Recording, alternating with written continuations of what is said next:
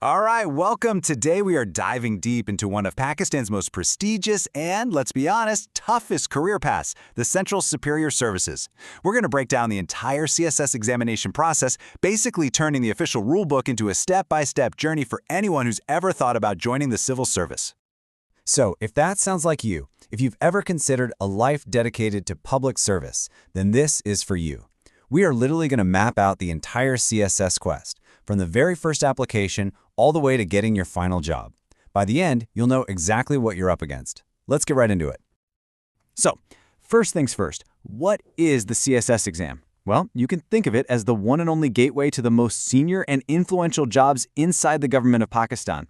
It's a hugely competitive exam, and its whole purpose is to find the best people to become officers in 12 different departments, which are basically the backbone of the country's civil service.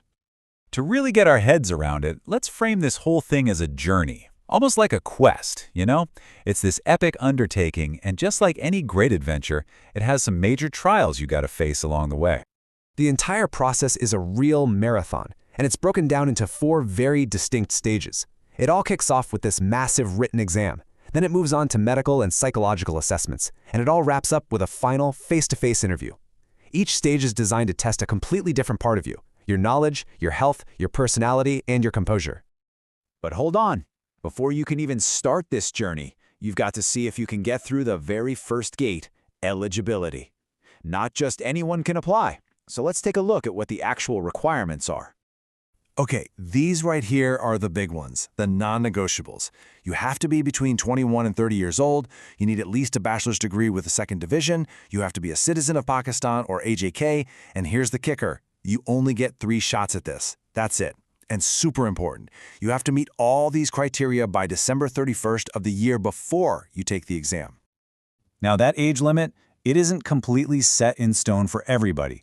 There's a 2-year age relaxation that pushes the max age to 32 for certain groups. This includes folks who are already government servants, people from specific regions, and candidates with physical impairments. So it's absolutely essential to check the official rules to see if you might qualify for this.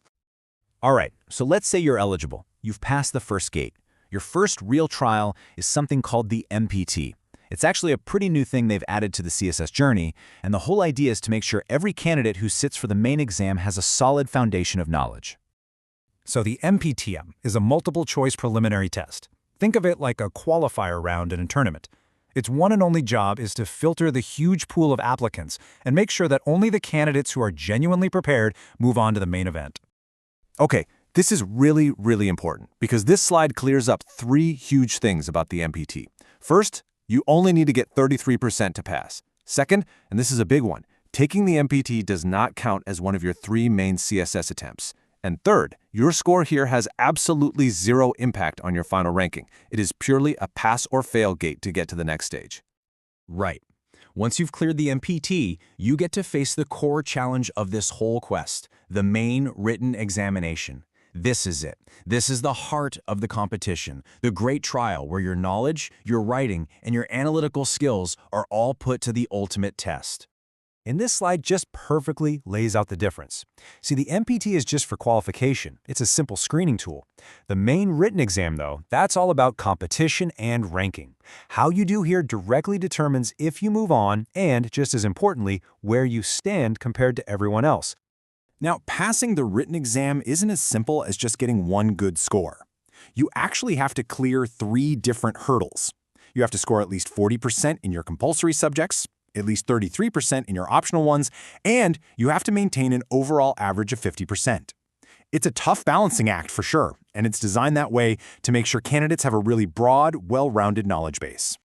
And this is probably one of the most important things to remember. The second you sit down for even one paper of the main written exam, it doesn't matter if you finish it or not, one of your 3 precious attempts is efficiently gone. Used up, no do-overs. Okay, so let's say you do it. You pass the written exam, which is a huge achievement. But the journey isn't over, not by a long shot. The focus now shifts from what you know to who you are. After you've cleared that huge written hurdle, you enter the final stages, and these are all about assessing you as a whole person.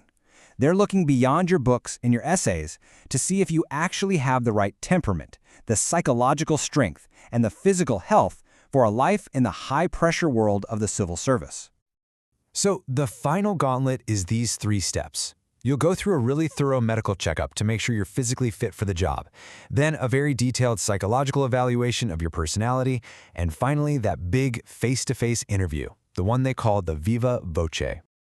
And if you can successfully navigate all of those stages, the screening test, the grueling written exam, and those final personal assessments, you finally reach the destination. This is the moment all that hard work has been for, your allocation to the civil service of Pakistan. Now, it is so crucial to understand this. Your final rank is not just about the written exam. It's a totally holistic evaluation. Your final merit number is calculated by combining your scores from the written exam, from that psychological assessment, and from that all-important final interview. And based on that final merit ranking, you'll be placed into one of 12 really prestigious occupational groups within the government. This is the ultimate prize for making it through the entire journey. And just look at the kind of careers that are waiting for you. You could be placed in these incredibly sought-after services like the administrative service, the foreign service, the police service, or customs, just to name a few. Each one is a totally unique path in public service. But here it is, the final and maybe the most important reality check, straight from the official rules. Just passing the exam is not enough. Your final job allocation depends entirely on where you rank. You have to score high enough to actually grab one of the limited available spots in the service you want. At the end of the day, it's all about merit. So there you have it. We've mapped out the entire journey, from that first gate of eligibility all the way to the final destination of a career in the civil service. We've looked at every trial, every stage. The path is clear. So the only question left is, are you ready to take that first step?